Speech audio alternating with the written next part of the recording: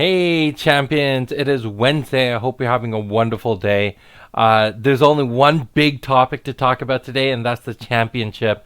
So I hope you're excited. November 20th, we got that locked in. We are doing it at 1:30 Queen's Quay in downtown Toronto. That is the Artscape. It's on the fourth floor. The hall is called the Sugar Room. It's a really, really awesome space, and that's because it's called that because right out the window, you're going to see the harbor and you're going to see the boats come in for the sugar factory that's located just there. It's the Red Path Sugar Factory. So it's a really, really cool space. I'm really excited about this. And I say the word really a lot, apparently. Yesterday, in our live stream and exploring the libraries, Alex and I went through the entire championship page, broke everything down, talked about all the details. There were a few things we missed. One of them being the tournament guidelines of how to behave, what to do if you have any questions, do you need to sleeve your deck, all those important things. So all that's up on the website, and you can go to GenesisBoCchampions.com/championship. But yeah, there isn't a whole lot more to talk about when it comes to the event. Everything is coming together. I think the VIP package is definitely going to be worth it. You're going to get a lot of value out of that. On top of that, you're going to get lunch and dinner included, which means you don't have to go and try to find a place to eat or be worried that you're not going to make it back for the next round. Food's going to be there, which is going to be really great. And slotting aside time for food is important. I want to make sure that you are at your best when you're competing against whoever, right? So just make sure you have breakfast, you're good, you're rested, and you come ready and prepared to fight in the arena. Besides that, the team we're using to put together the event, they are doing a phenomenal job. I'm really excited to see everything they're doing and how well everything's just kind of coming together. I'm excited and nervous and apprehensive, but all things considered, it's going to be a great event, and I hope you're able to make it out for that. So that's everything I want to talk about now before we jump into our spotlight. So if you have any questions about the championship, if you're looking at figuring out where to register, I mean, all that information is going to be in the description, and you could just go and check it out. But it's on the website, and just go to the events at the top right corner and then down to the championship. All right, let's get into our breakdown. Today we're talking about Epiphany, and if you were watching the live stream last night, you know why we're talking about Epiphany. So our I'm still going through the process of doing the 8 cheese, so I want to talk about we talked about Substrike in the previous video. We're going to talk about Epiphany. We still have Adrenaline and Malfeasance to go through, so we'll see how it kind of goes through. Let's break this card down. So this is an 8 chi card. It's a spell, action speed, cast, 10 aura, draw 3 cards. Not a whole lot to it, but it gives you such a good bang for your buck. The quote, the flavor text is from the Akashic Codex, a very pinnacle moment in the storyline. The artwork done by Damian, and I'm the one who designed the card. So if you have anyone to blame, that is me. The artwork itself, I like this piece. I think when it comes to Damian's portfolio, it's definitely not his highest piece, but it's still a really solid piece. And I love how he kind of put together that and the idea of how Nubia uses her ability, how her Aether Sphere is kind of this crystal orb, because we see it a lot in other artworks on how she uses it differently. So we see it in her champion artwork. It's that black ball that she has there. But then when we look at careful consideration, you can see she splits it into 3, and she can see 3 different timelines, and she's trying to pick and choose which one she wants to go down and what actions are required for her to go down those paths. And then in this one, she's able to peer into the future and see something she wasn't seeing before, and that gives her new ideas, new new concepts, new things to explore. So that's where the idea behind Epiphany comes from. let's talk about the history of this card. So it is one of two cards that went from a uncommon in JLR second edition up to a rare. It does have a promo version that hasn't been released yet, and if you've been checking out the championship, you'll know that that promo is the championship promo. This is definitely one of the most controversial cards in the game. It's the one where I have people coming up to me a lot asking, are we planning to ban it? What's going to happen with the future of the game if we keep it in?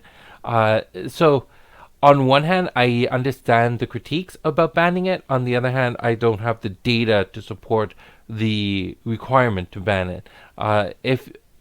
If enough people showed that the only way to truly be competitive and aggressive in this game is to run a deck that runs significant amount of epiphanies, then yeah, I would consider banning it. But if we just ban it off of gut decision right now, then I mean, it's controversial to say, but I feel like it's putting it in the same boat as saying, let's ban Angel, let's ban Nubia from the game. And I don't think we could ban all those cards and have players feel comfortable with the game itself, right? Epiphany, all the successful decks that have run Epiphany haven't run them in high value. But at the same time, if you think that Epiphany should be banned, keep that on our radar. If enough people aren't talking about it, then we're just going to assume that the community doesn't want it banned, right? You got to, on one hand, be persistent, but on the other hand, understand that we are looking for more than just the community's gut reaction. We're looking for some analytics behind the decision. I think something that's going to be important in the future is maybe we post up a criteria outline of when a card gets banned or not and what the decision making process is behind that. All right, that's put aside. Let's talk my opinions on this card. I think it's a great card. I think it's a solid HE. I think it plays the same role in most timelines as other HEs do. Don't spam your deck with them. Run, anywhere from 3 to 6 of them, depending on how dependent you are on the card. But don't make your deck rely so heavily on them that if you don't draw them, your deck doesn't work at all. HEs have a huge downside of the fact that multiple lower G cards have to be invested into your deck to make this card work. Because, and I talked about this in an earlier video, the difference between the average Chi card in your deck being 5, but the mode of your deck, what is the most likely Chi card for you to draw, that's what gets shifted when you run an HE. Because if you're running, if you run the perfect HE, oh, not the perfect, but the maximized HE deck, that means for every 2 HEs, you put in 3 3-Chis to balance them out. And that's 5 cards. You run 10 copies, 10 bundles of each of these. So that's now 20 HEs and 30 3-Chis. That means in the average hand of 5 cards that you draw, you're drawing 3 3-Chis and 2 HEs. And then every time you draw an HE, you're now at a higher risk of drawing 3s. It's all, I know it's all kind of confusing, but at the same time, they do carry their own high level of negativity to the card. And on top of that, Epiphany itself is in a win condition. That's the difference between Epiphany and, to say, Angel or Subjugation Strike.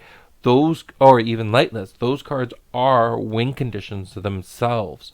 Epiphany just gets you into your win conditions. So now you need to have other cards in your deck that are preferably at a lower chi cost to draw into to give you your win. So the card has value. Run 2, 3, maybe 4 of them, but don't spam your deck with them. And I think once you start seeing it that way, you're going to be able to build a timeline that's a little bit more consistent and has a little bit more bang for its buck. We saw that for the Rain OTK. When push came to shove, it did well, but it did fall apart at times because it was just such a finicky deck, and only the best players could really take this card to the competitive, take this deck to the competitive level. All right, I think that's all I have to say about Epiphany. Again, check out the championship. I think it's going to be a great event, and I'm really, really excited for everyone who comes and participates, and I'm happy to see the people who have already started registering for the event. All right, that's it for today. Have a wonderful day, and I'll talk to you again tomorrow. Oh, one last thing. If you're part of the Kitchen Table TCG Discord, I'm going to be hosting a open house and learn how to play event on Tabletop Simulator tonight. So hopefully you're able to make it if you're part of that Discord. If you're not, I'm going to be going through the other Discords over time and hosting these same similar events. So if you're part of Red Zone Rogue or DM Armada, keep your ears open, and I'll be talking to them to figure out what is the best approach to doing this. All right, that's it officially. Hope you have a wonderful day, and I'll talk to you again tomorrow. Bye.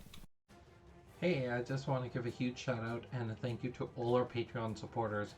You help us so much when it comes to doing these videos, keeping the lights on here at Haunted Castle Gaming, but also just in general, a reminder every single day that we are doing this project for you, the Patreon members, for the players, for the community, and it's just a regular reminder that there are people out there that support this game. So thank you so much for all your support. I really, really appreciate it. Bye.